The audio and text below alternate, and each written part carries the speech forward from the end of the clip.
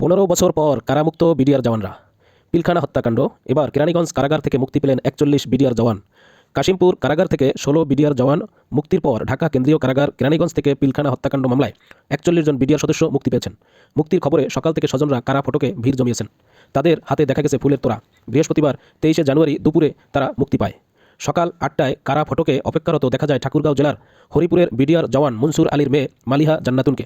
তার বাবা যখন জেলে গেছেন, মালিহা জান্নাতুনের বয়স তখন 3 মাস। মালিহা জান্নাতুন রণহাট্টা চৌহদ্দি উচ্চ বিদ্যালয়ের 10ম শ্রেণীর শিক্ষার্থী।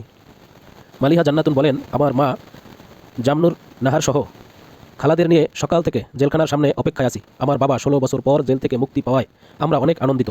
আমার বাবা এখন মুক্ত বাতাসে বসবাস করবেন। আমার বাবাকে নিয়ে ঘুরতে যাব। মুক্তি পাওয়া মনসুর আলী বলেন, আমি নির্দোষ বলে মুক্তি পেয়েছি। আল্লাহর কাছে শুকরিয়া, 16 বছর পরে মুক্তি পেয়েছি। এখন মুক্ত বাতাসে থাকতে পারবো। অপেক্ষায় থাকা জওয়ান মোহাম্মদ শামসুদ্দিনের বোন মনোয়ারা বেগম সকাল থেকে ভাইদের জন্য কারাগারে মূল ফটকে ফুল নিয়ে দাঁড়িয়ে